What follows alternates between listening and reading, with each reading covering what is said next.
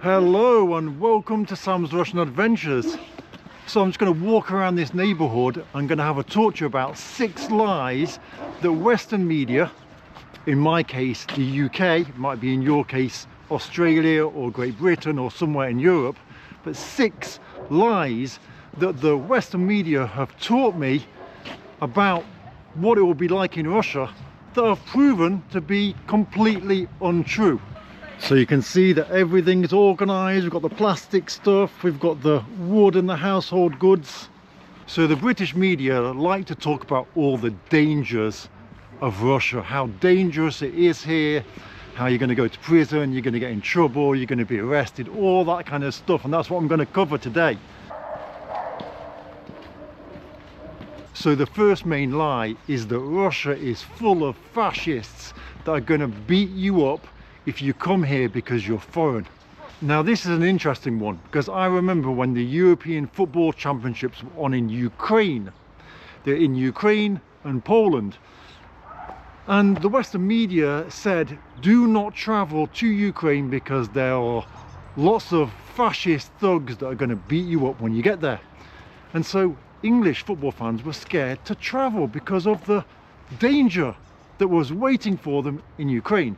Now, the strange thing is there were lots of documentaries also made on this problem, but then when Russia made their full-scale invasion of Ukraine and said there's a problem with fascists, the British media said, well, that's a lie, there's no fascists in Ukraine, it's something that's been made up by Russians. But they were quite happy to publicly tell British football fans not to travel, but then when it suits them to say the opposite, suddenly there's no fascists there. Basically my shoes are going to be screwed after today. So now the British media are saying that Ukraine doesn't have fascists, but then when the World Cup, Football World Cup in Russia 2018, what did they tell English football fans? Don't travel to Russia because the fascists are waiting for you. They're going to beat you up and you're going to go to prison. And I went to quite a few World Cup games, and it was very strange for me because obviously I'm already here in Russia. My dad came out and we went to the first game in Volgograd, England against Tunisia, and it was very surreal. Typically you'd expect to go to a football game where England are playing and there's loads of supporters, they kind of take over the main square, sing loads of songs, chant, get drunk. There was none of that at all. There was a couple of thousand fans there, everyone kind of mingled separately. It was very strange because they'd been told don't travel to Russia, and it was only when England got to the semi-final that people started to come out and try and get tickets. They thought England might win, but they'd been convinced do not travel to Russia because the fascists are waiting for you. And it's really interesting, and here's an interesting story. So my dad came to the World Cup, and when he returned home, our neighbour ran across the road, hugged him and said, I didn't think I would ever see you again. How crazy is that? See, that's the effect that the media has on us, that my dad would come to Russia to see me and the neighbour would hug him, so glad to see him that she really thought that she would never see him again in her life. So at the moment you'll probably see loads of people cleaning.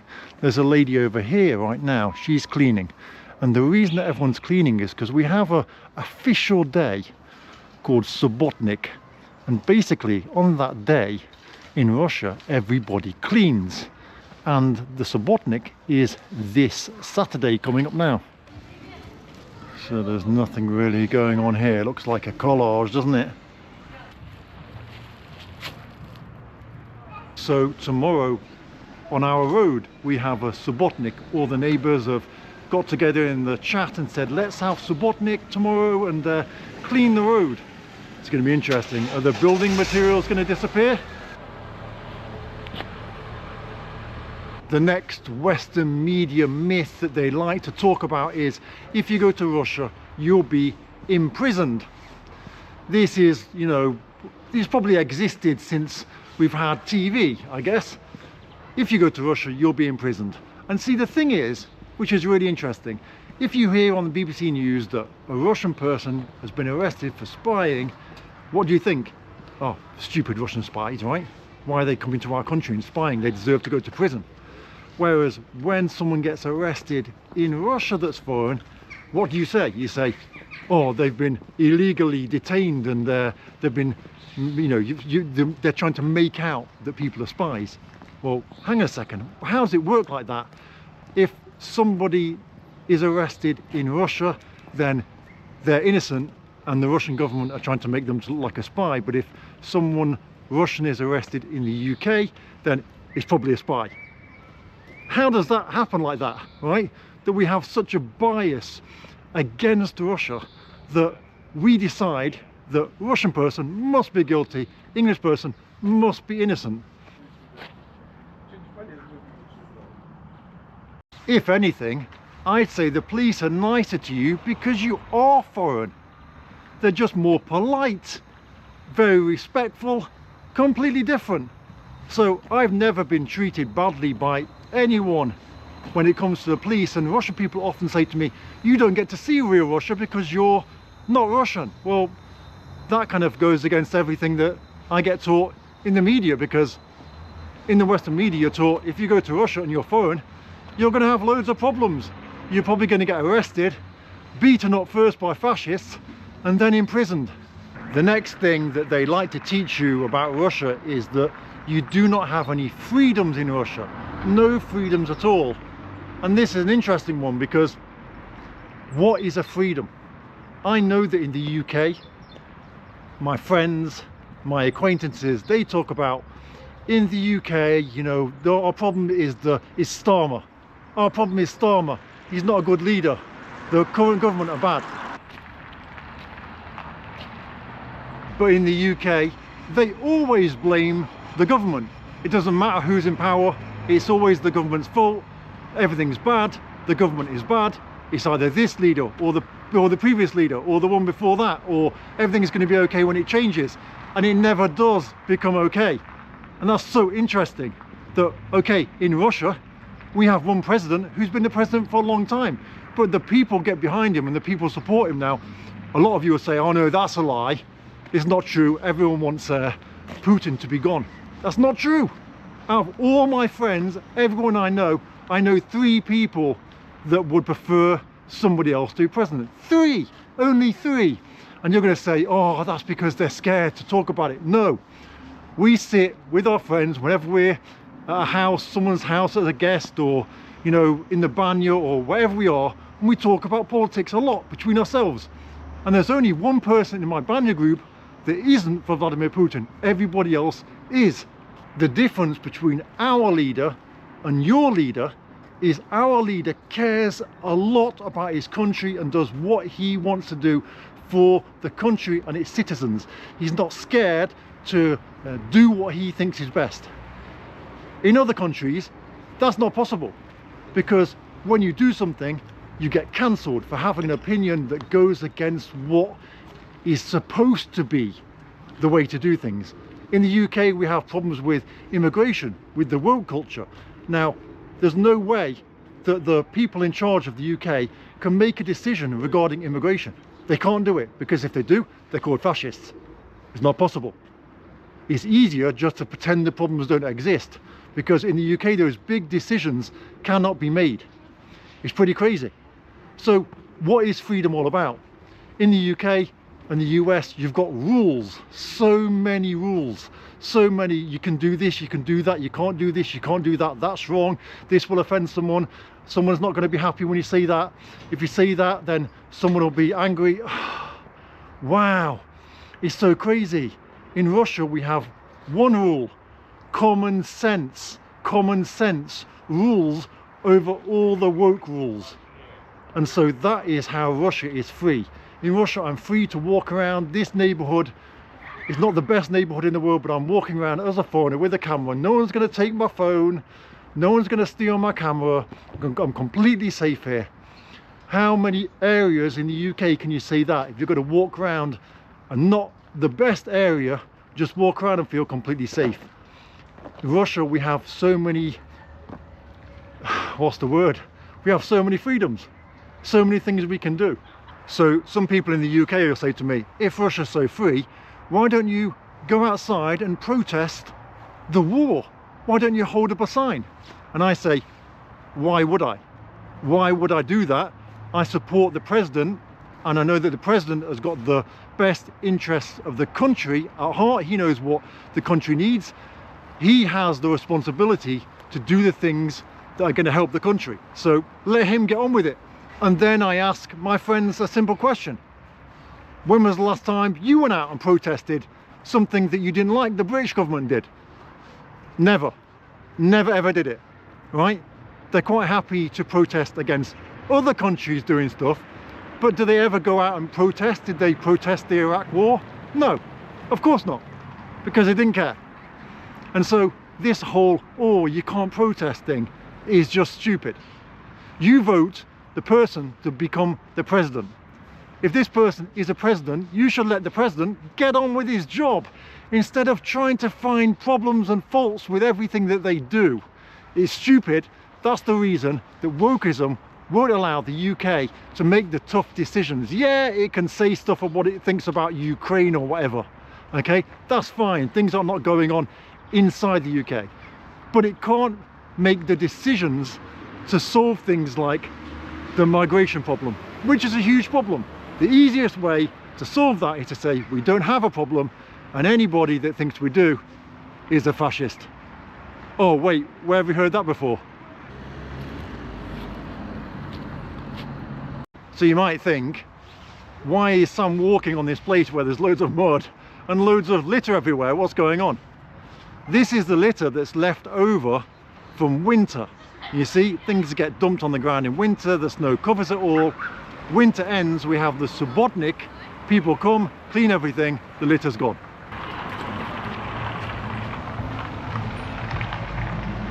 The next myth that the Western media love to create is that everyone in Russia lives in poverty apart from those who are kind of Putin's inner circle.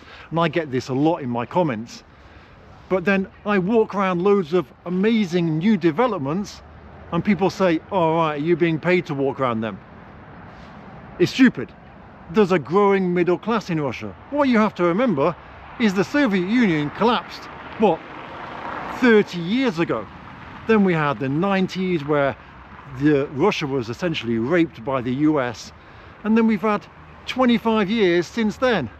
25 years, Russia is a growing economy. Things are being built all the time, new developments, new places, new businesses, new industries.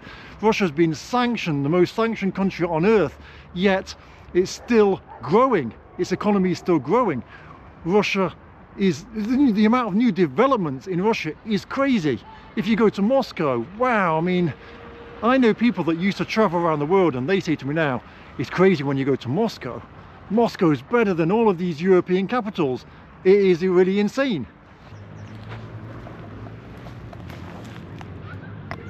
When it comes to creating content about Russia, negativity sells, because negativity is what people expect. I've got a second channel, B-Road Russia.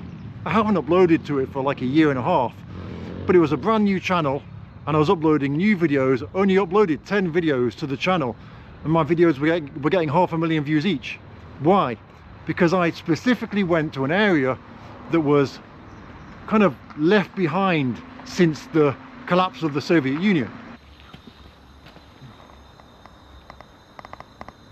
Now, of course, these areas exist in Russia and all across the Soviet Union. We had monotowns. Now, monotowns are towns built to serve one industry, a purpose-built town. So there'd be a big factory or a state farm, and they'd build houses for the people that work there. And then the Soviet Union collapsed, and along with it collapsed the factory, or the need to produce those goods, because there was no planned economy anymore, or the state farm would close. And so you'd have these areas that have been devastated because of the collapse of the Soviet Union. Now, a lot of the people would move to new towns, to new areas, and those new towns and cities would grow, and therefore that monotown would die. But the response I got from making that content is, wow, Sam, finally you're showing real Russia.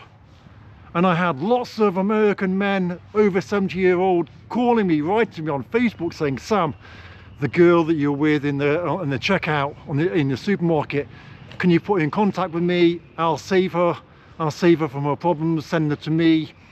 And so that's the stereotype that the media promotes. Russia's hellhole, everyone wants to leave, which is my next point.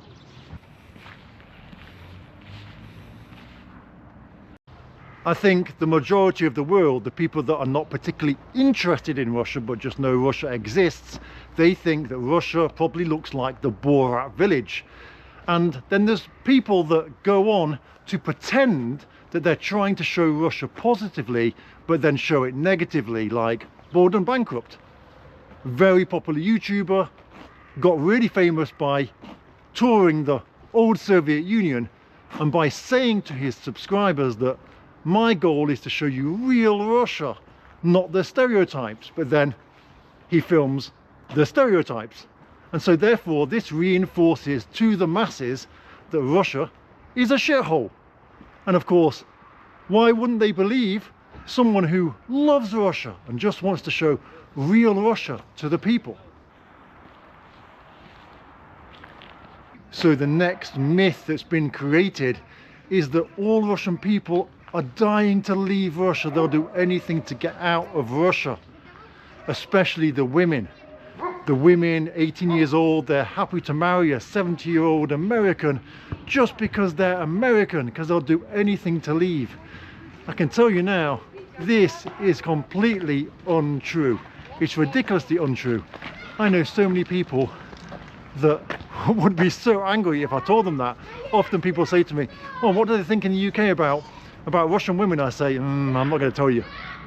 Even my mates, right, that know me, that have known me all my life, that know I live in Russia, not particularly interested in Russia, but know about Russia because of me, they still have like a stereotypical image in their mind of Olga, the Russian woman who is dying to leave and will do anything to get the passport to leave Russia. Now, obviously, there are some people that want to leave Russia. Typically, the girls that want to leave Russia are the ones that study at foreign language departments at the university. And they meet a foreigner and it's like, wow, this is what I've studied for, we're going to go and live somewhere else in the world. But typically, Russians don't want to leave.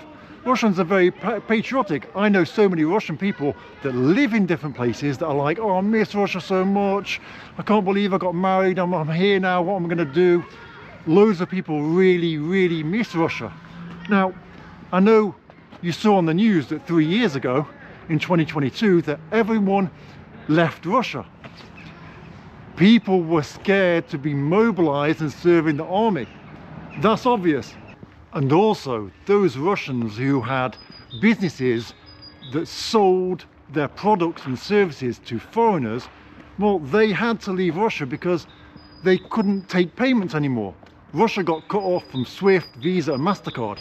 So the only way that they could continue taking payments for their business was to move to another country that wasn't cut off, that wasn't sanctioned, so they could keep taking these payments. But they don't talk about that in the news. They just say, oh, everyone wants to leave because they're against Russia's policies. This footpath has got its own rug. Why can't you see the sun? It's a bit weird. Why is it not showing? You can see a little bit of it. The final myth is about the quality of Russian products. People think that Russian products are crappy.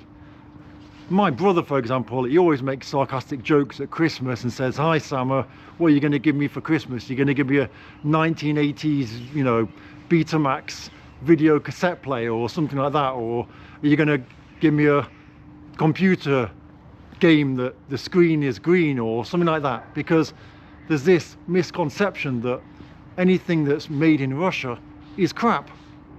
Now, Russia in the Soviet Union wasn't big on consumer products, let's say that much. The Soviet Union spent a lot too much money, or far too much money I guess, caring about world communism and helping everyone else but themselves. And so consumer products were not the best. But there are some famous consumer products like Alyonka, the chocolate bar. Now, I personally don't even like that chocolate bar, but Russia does have some amazing products.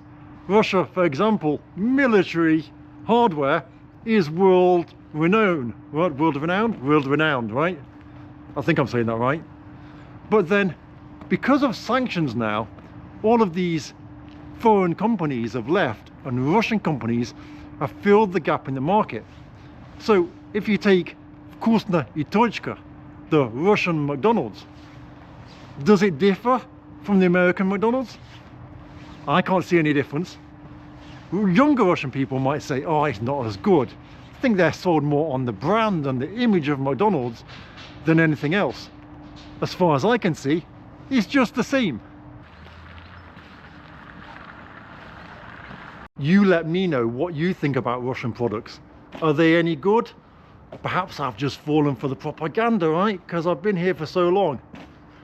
And that is the final myth, I guess, that I want to say. That anything from Russia is propaganda. Anything from the UK is the truth. And it's shocking because all news around the world are biased towards the country where the news is being shown and anti other countries. That's just how it works. But people have it in their minds that if it's news from Russia, then it's propaganda. If it's news from the BBC, then it's honest reporting. And there's lots of different ways to do honest reporting. Typically, honest reporting is reporting one side of the truth. So one side of the facts. Now, you're not lying, but you're not showing the whole entire picture.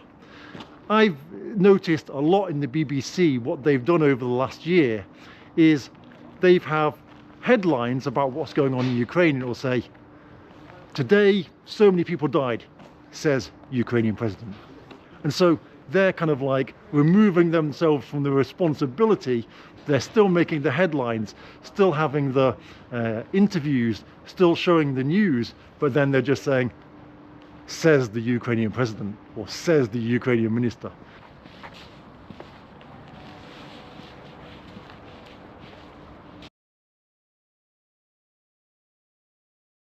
Now there's going to be loads of you that think this is Russian propaganda, that I'm being paid by the Russians. It's shockingly crazy the amount of comments I get from people that say, how much are you being paid, Sam? That's how much you've been brainwashed, that you think that I'm worthy enough to be paid to show what Russia's like. That's insane. It really is crazy. Now, there'll be some people, some Russians, that'll probably say, I've been paid by the British because this video has been shot in a location that's not amazing. So everyone's a bit brainwashed around the world. But to think that I receive payments from the Russian government to make content on YouTube that gets like 10,000 views, I mean, that's just mental. Absolutely crazy. I just show Russia as it is through my eyes. And those of you who think that I'm paid Kremlin propaganda, wow, if only I was getting paid, right? I would love to get paid. In fact, I'll tell you this, I actually wanted to be on Russia Today. I actually asked if I could work with them. They turned me down. Looking back, I'm glad that they turned me down because I got to stay independent, and also we know how people judge Russia Today as propaganda, and I don't want to be labelled, as in the UK and the US they love to label people, and once you get that label, it's difficult to pull that label off, isn't it?